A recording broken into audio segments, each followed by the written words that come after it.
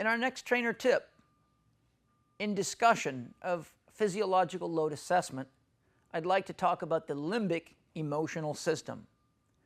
The limbic system is composed of numerous different sections of the brain which together comprise a system called the limbic system.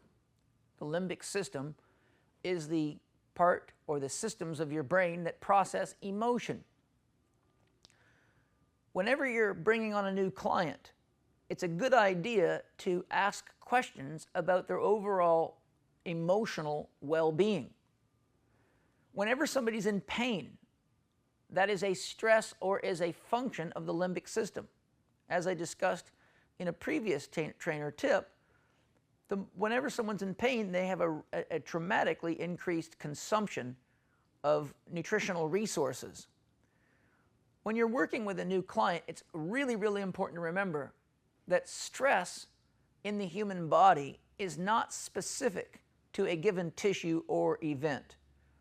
All stress is summated or added in the body, which creates a total stress picture. At the cellular level, it does not matter whether you're going through a divorce, whether you've gone through a bankruptcy, whether your car got stolen, or whether you're fighting with a loved one.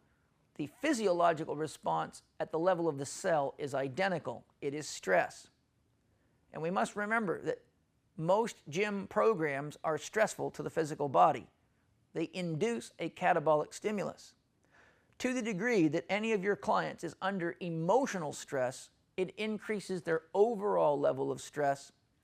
And on the days that your client is experiencing stress, or if your client is under a lot of stress in general, it's a very good idea to reduce the number and complexity of exercises given while they're in the stressful period so that their body has more capacity to adapt. If we overlook the emotional factor, we are overlooking the mental emotional factors, because the emotional factor is mediated through the hormones. And if you know that you're emotional, that is to make the statement that you know that there is a mental stress as well. The emotions are what allow us to feel ourselves thinking. When someone has emotional stress, it usually also manifests simultaneously with mental stress. So to the degree that we can help normalize the emotional system, which can be done through the use of diet and through the use of exercise and lifestyle modifications, we can improve the person's overall state of well-being. My key note for this short, sweet little trainer tip is to remember that when somebody is emotionally stressed, they are physiologically and therefore physically stressed. And to the degree that they're emotionally stressed, we must minimize the stress on the mind. And as I said, reduce the complexity of the exercises and the number of the exercises so that the person leaves the gym with some resources left in them as opposed to working out or burning the client out. Also remember that anyone that has chronic emotional stress almost always has a dietary component. And then finally, be very careful with the use of cardiovascular exercise because it elevates stress hormones, as I've discussed in other trainer tips. And to the degree that somebody is emotionally stressed, you need to be very careful about how you use cardiovascular exercise, because elevated stress hormones typically magnifies a person's emotional response.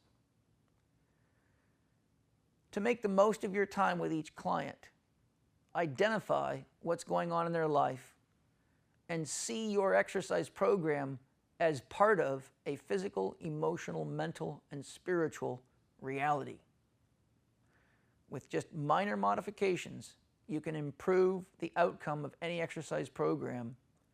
And there are a number of excellent books showing you useful techniques through the use of exercise, diet, and lifestyle factors that help modulate a person's emotions more favorably.